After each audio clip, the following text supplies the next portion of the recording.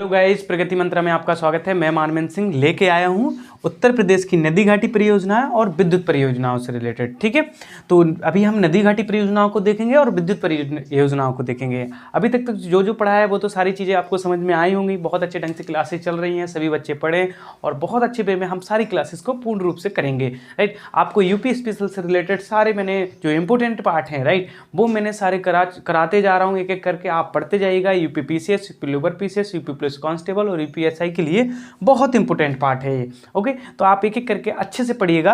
देखिएगा, ये अभी जो उत्तर प्रदेश की है तो नदी घाटी परियोजना, फिर मैं विद्युत परियोजना भी इसी लेक्चर में लूंगा। राइट, तो दोनों नदी घाटी परियोजना और विद्युत परियोजना दोनों हम करेंगे। तो चलते हैं नदी घाटी परियोजना को देखते हैं।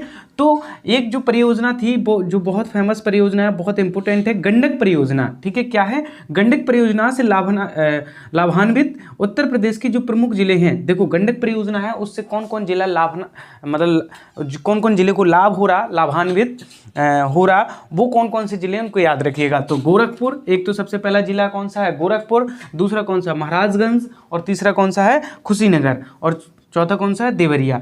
तो गंडक परियोजना से कौन कौन जिले हैं? गोरखपुर, महाराजगंज, कुशीनगर, देवरिया। याद रखो, गोरखपुर, महाराजगंज, कुशीनगर और देवरिया, ये 4 जिले हैं जो गंडक परियोजना से लाभान्वित हैं। ठीक है, तो इनको याद रखिएगा। ये बहुत बार पूछा हुआ क्वेश्चन है और बहुत बार आया हुआ एग्जाम में क्वेश्चन है, तो इस परियोजना के बारे में आप जरूर याद रखिएगा। अब कुछ नदी घाटी परियोजना उत्तर प्रदेश की हैं, उनको याद रखिएगा, उनकी जगह और उनके कहाँ कौन कौन चीज मतलब लाभान्वित हैं, कौन कौन जिले या राज्य। राइट, तो देखिएगा, तो पहली परियोजना कौन सी है बेटा? पहली है गोविंद बल्लभ पंत सागर पिपरी। देखो, ये कौन सी परियोजना है? गोविंद बल्लभ पंत सागर पिपरी। ये परियोजना नदी घाटी परियोजना है। राइट, तो ये गोविंद बल्लभ पंत सागर पिपरी, ये सोनभद्र में है। ठीक है, ये परियोजना कहाँ पर है? ये पिपरी के सोनभद्र के पिपरी में है। तो याद रखिएगा कि गोविंद बल्लभ पंत सागर पिपरी।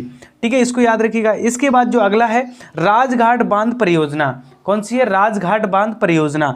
तो राजघाट बांध परियोजना, इसको याद रखिएगा, उत्तर प्रदेश और मध्य प्रदेश की संयुक्त बेतवा नदी पर है। ये कौन है? उत्तर प्रदेश और मध्य प्रदेश की संयुक्त बेतवा नदी पर है। कहाँ पर? राजघाट परियोजना उत्तर प्रदेश और मध्य प्रदेश की संयुक्त बेतवा नदी पर है। तो उत्तर प्रदेश और मध्य प्रदेश के संयुक्त परियोजना बेतवा नदी पर है। तो ये दोनों राज्यों की है। कौन की? उत्तर प्रदेश की भी है और मध्य प्रदेश, दोनों की ये संयुक्त परियोजना है। ठीक है, याद रखिएगा। कौन सी? राजघाट परियोजना। अगर पूछ लिया जाए कि राजघाट परियोजना में उत्तर प्रदेश के साथ कौन सा राज्य है, तो वो मध्य प्रदेश है। याद रखोगे ना? चलो अगली परियोजना। अभी हमने जस्ट देखा गंडक परियोजना के बारे में।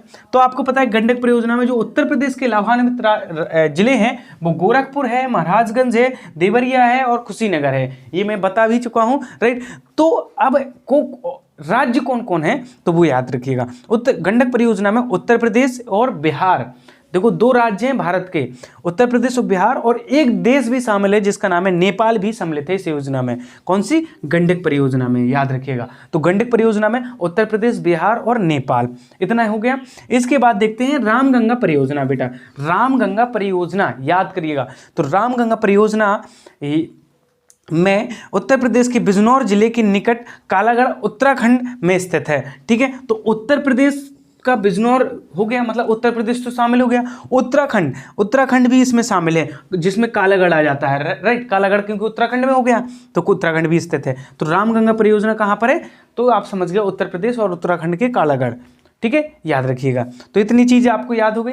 इसके बाद अगली जो परियोजना है वो है गोकुल बैराज परियोजना। कौन सी बेटा? गोकुल बैराज परियोजना। तो आपको गोकुल समझते ही समझ गए कि मथुरा में हो गई है। राइट, आप समझ गए। तो गोकुल बैराज परियोजना मथुरा, और ये किस नदी पर है? तो यमुना नदी पर। ये पेयजल परियोजना है। अगर पूछ लिया जाए उत्तर प्रदेश की कोई एक पेयजल परियोजना के बारे में बताइए, तो गोकुल परियोजना है, गोकुल बैराज परियोजना है जो कि मथुरा में स्थित है। तो इस तरीके से याद हो गई। अब एक बार अच्छे मन से एक बार याद करते हैं। गंडक परियोजना में 4 जिले सम्मिलित हैं उत्तर प्रदेश के। कौन कौन? तो गोरखपुर, कुशीनगर, देवरिया और महाराजगंज, ये 4 हो गए। अब कुछ योजना है जैसे कि गोविंद बल्लभ पंत सागर जो परियोजना है वो कहाँ पर है? तो सोनभद्र में है। और राजघाट परियोजना में कौन कौन राज्य शामिल है? तो उत्तर प्रदेश और मध्य प्रदेश राइट, और किस नदी पर है, तो बेतवा नदी पर है। ठीक है, ये परियोजना राजघाट परियोजना याद हो गए। गंडक परियोजना उत्तर प्रदेश, बिहार और एक देश शामिल है, नेपाल भी इसमें सम्मिलित है। तो कौन सी, गंडक परियोजना में उत्तर प्रदेश के जिले तो मैंने बता ही दिया आपको। इसके बाद रामगंगा परियोजना, तो रामगंगा परियोजना में कौन कौन है, तो आपको पता है उत्तर प्रदेश के बिजनौर हो गया, ठीक है, बिजनौर, और उत्तराखंड के कालागढ़, तो ये आपको याद रखना चाहिए। तो ये परियोजना का नाम रामगंगा परियोजना, सॉरी। इसके बाद गोकुल बैराज परियोजना, तो ये आपको पता है पेयजल परियोजना है जो कि मथुरा में स्थित है, और ये किस नदी पर है, तो यमुना नदी पर है। तो इस तरीके से ये नदी घाटी परियोजना देख ली ना बेटा। अब इसके बाद हम देखेंगे, देखो ये वो परियोजना ऐसा नहीं है, बहुत सारी हैं, यूपी और भी करा सकता है, लेकिन ये आपके एग्जाम के लिए बहुत इंपॉर्टेंट है।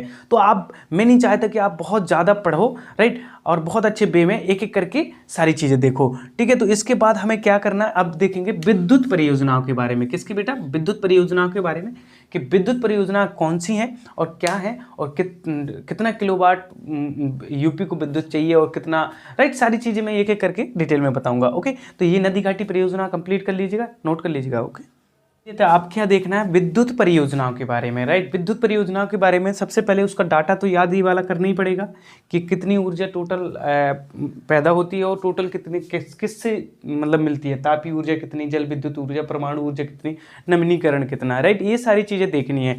तो देखिएगा, हाँ, कुल संस्थापित ऊर्जा कितनी है, 31,307.29 मेगावाट। ठीक है, याद रखिएगा, कुल संस्थापित ऊर्जा कितनी है, 31,307.29 मेगावाट।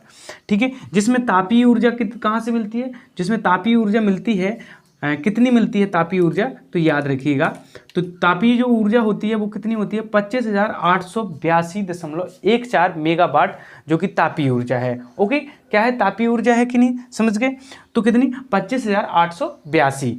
एक बात समझ गए। अब इसके बाद जो जल विद्युत ऊर्जा है, जल से जो ये ऊर्जा मिलती है वो कितनी, 501.60 मेगावाट, जो कि जल से ऊर्जा मिलती है, कितनी, 501, जैसे जल विद्युत के नाम से 501.60 मेगावाट। ठीक है, याद रखिएगा। इसके बाद परमाणु ऊर्जा 440 मेगावाट क्या मिलती है, ये परमाणु ऊर्जा पैदा होती है उत्तर प्रदेश में। ओके, और नवीनीकरण ऊर्जा कितनी है, 4,483.65 मेगावाट, जो कि नवीनीकरण ऊर्जा है। तो इस तरीके का ये डाटा ही याद करने की कोशिश फिर करिएगा। संस्थापित ऊर्जा, जो कुल संस्थापित ऊर्जा 31,307.29 मेगावाट, तापीय ऊर्जा 25,882.14 मेगावाट। इसके बाद जल विद्युत ऊर्जा 501.60 मेगावाट, परमाणु ऊर्जा 440 और नवीनीकरण ऊर्जा 4,483.65 मेगावाट टोटल होगी। तो ये कब तक का डाटा है बेटा, ये है 31 जुलाई 2020 तक का डाटा है। कब तक है, 31 जुलाई 2020 तक का डाटा है। तो आप इस डाटा को याद करेंगे, कोई दिक्कत तो है नहीं, चलेगा। तो अब कुछ देखो, राष्ट्रीय कुछ कुछ एनटीपीसी द्वारा स्थापित संस्थान है, उनको याद करने की कोशिश करिएगा। एनटीपीसी तो आपको पता है नेशनल थर्मल पावर कॉर्पोरेशन होता है कि नहीं, तो जैसे हिंदी में कहते हैं राष्ट्रीय ताप विद्युत निगम, राइट, यही होता है ना, नेशनल थर्मल पावर कॉर्पोरेशन, याद रखिएगा, जिसे एनटीपीसी के नाम से जानते हैं। तो राष्ट्रीय ताप विद्युत निगम द्वारा उत्तर प्रदेश में स्थापित संयंत्र, ठीक है, जो एनटीपीसी द्वारा जो संयंत्र स्थापित हैं, उनको उत्तर प्रदेश में जो स्थापित हैं उनको याद करना जरूरी है, राइट, अगर एग्जाम में आ जाए, राइट, तो बहुत जरूरी है। तो एक एक करके हम कर लेंगे। देखो, जो एनटीपीसी द्वारा जो स्थापित हैं वो 6 हैं, ठीक है, और ठीक है, तो याद रखिएगा।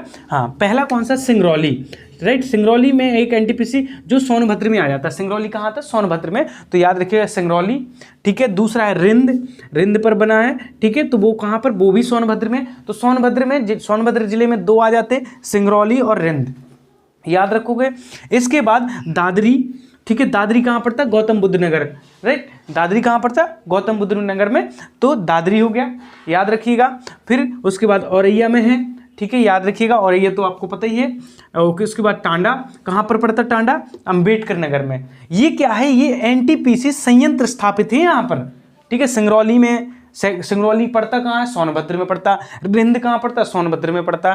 दादरी कहाँ पड़ता है, गौतम बुद्ध नगर में पड़ता। औरैया तो आपको पता है कि औरैया में पड़ता, तो औरैया में स्थापित है। और टांडा कहाँ, अंबेडकर नगर में, तो टांडा एनटीपीसी के नाम से है, ठीक है। इसके बाद ऊंचाहार तो कहाँ, रायबरेली में, तो यहाँ पे भी स्थापित है। और एक नोट है जैसे कि समझिएगा, औरैया गैस आधारित, जो औरैया में जो गैस आधारित और दादरी गैस तथा कोयला आधारित तथा शेष कोयला आधारित संयंत्र हैं। मतलब दादरी वाला, याद रखिएगा, दादरी वाला और औरैया वाला, ये मतलब मिक्सअप है किसका, गैस और कोयले का। दादरी का गैस और औरैया वाला गैस का है और दादरी का गैस और कोयला दोनों में मिक्सअप है। ठीक है, तो इनको याद करिएगा, मैंने लिखवा दिया है, आप एक बार दोबारा से याद करने की कोशिश करिएगा। सबसे पहले एनटीपीसी का पहला कौन सा है उत्तर प्रदेश में, सिंगरौली। ठीक है, सिंगरौली कहाँ पड़ता है, सोनभद्र में पड़ता है। दूसरा है रिंद, जो कि सोनभद्र में पड़ता है। दादरी, वो भी गौतम बुद्ध नगर में पड़ता है। औरैया तो आपको पता ही है, टांडा अंबेडकर नगर, टांडा एनटीपीसी अंबेडकर नगर। ऊंचाहार एनटीपीसी कहाँ, रायबरेली। ठीक है, उसके बाद आप समझ गए कि औरैया गैस पे आधारित है और दादरी कौन, गैस और कोयला दोनों पर आधारित है। तो इस चीज को समझ गए, डाटा आपको याद हो गए, कोई दिक्कत तो नहीं। फिर से एक बार देख लेते हैं, उत्तर प्रदेश विद्युत क्षमता जो है, कुल संस्थापित ऊर्जा कितनी है, 31,307.29 और कुल तापीय ऊर्जा 25,882.14। जल विद्युत कितना है, 501.60।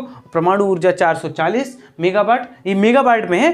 ठीक है, और नवीनीकरण कितनी है, 4,483.65 मेगावाट। तो ये सारी चीज़ें आपको याद हो गई होंगी। अब इसके बाद थोड़ा सा और देखते हैं, और भी उत्तर प्रदेश के और भी कुछ विद्युतीय संयंत्र स्थापित हैं, उनको और देखने की कोशिश करेंगे हम लोग। ओके, अब इसके बाद देखना है कि उत्तर प्रदेश के राज्य के विद्युत उत्पादन निगम के ताप विद्युत संयंत्र निर्माणाधीन सहित, मतलब ये उत्तर प्रदेश में जो रिलेटेड, देखो अभी जो देखा था वो एनटीपीसी का देखा था, अब ये उत्तर प्रदेश के खुद के जो स्थित हैं ताप विद्युत संयंत्र, उनके बारे में थोड़ा सा देखना है। ठीक है, तो उत्तर प्रदेश के ताप विद्युत संयंत्र देखते हैं।